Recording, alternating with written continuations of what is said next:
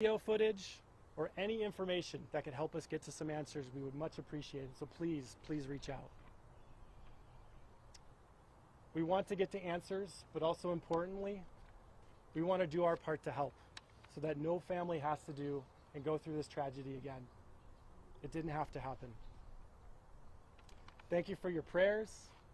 Thank you for your support. And most importantly, thank you for your privacy as we go through the grieving period, which will be long. Thank you. Much appreciated. And Jeff, I know she was visiting family yesterday on the train. Yeah. Tell us a little about who she was and how much she enjoyed stuff like that as she was. Absolutely. So Chris lived here in Downers Grove. She took that Metra train on multiple occasions from the Main Street stop in Downers Grove to LaGrange to visit her sister on a regular basis, multiple times a week in many cases. She was going there to visit her sister that morning when she was caught in the accident. I take that train line at least once a week, if not more sometimes, so I'm very familiar with it. She enjoyed spending time with her sisters and her other siblings, obviously with her daughters, and certainly with her 5 grandchildren. She was a tremendous lady. One of the comments I enjoyed yesterday when we got the family together was somebody commented that some people are black and white, other people are gray. She was the gray, but I say that in the most positive way. She was the glue to the family. She got along and spoke with everybody and worked closely with family members. She was a fantastic cook of Mexican heritage. I came to like Mexican food tremendously joining this family. Her chicken tacos especially will be greatly missed.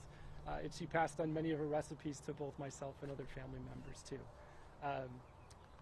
The kids will miss her, the family will miss her. It'll be a difficult time, but we'll get through it. Could you talk about anything that you've heard or people are talking about yesterday about what might have caused this and the situation? Mm-hmm. We have no more knowledge than probably what's been out in the media and from what we've seen with some of the footage. We're waiting for the investigations, the coroner's office obviously as well. We'll have more information at that point, but we don't know too many details at this point other than what we've seen publicly. If you don't mind, just to jump in on that point, Steve Jamboy, Kralvik, Jamboy, and Schwartz, attorneys for the family. You know, the big concern and one of the reasons that big reason that the family wanted to make this statement today was to let anybody else in that neighborhood who knows about that crossing. From everything I've heard, that was an accident waiting to happen.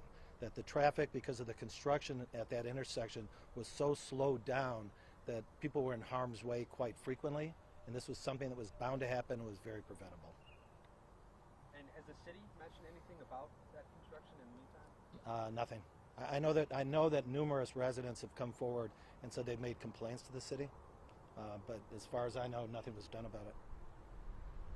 And do you plan to sue the city because of that? You know, we're going to wait and let the NTSB do their thing and the ICC do their thing, and then evaluate the totality of the circumstance. At this point, we have very little information.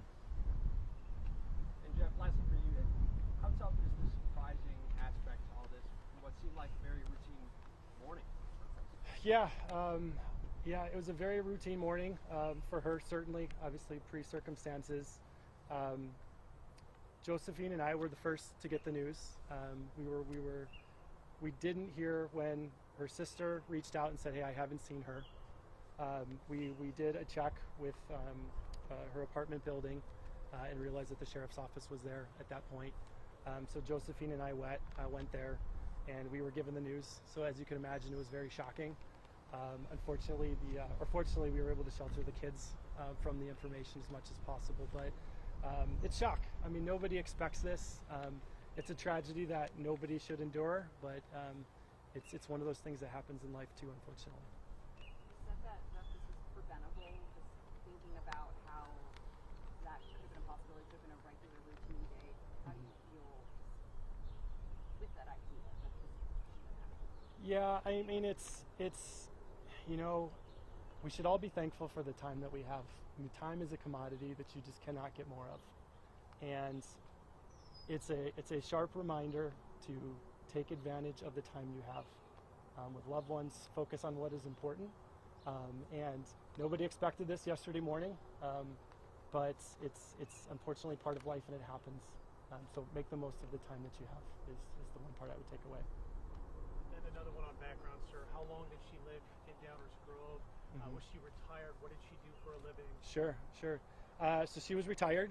She lived here in the Downers Grove area. We've been back in this area for about 6 years, at least 3 to 4 years, roughly, give or take. Don't quote me on that. But she moved out here from Chicago. She's lived in Chicago for many, many years, most of her life. She actually worked in cleaning. She actually worked at the offices for, I'm not sure which news agency this here, Channel 7. But she worked in the facilities there cleaning for many years.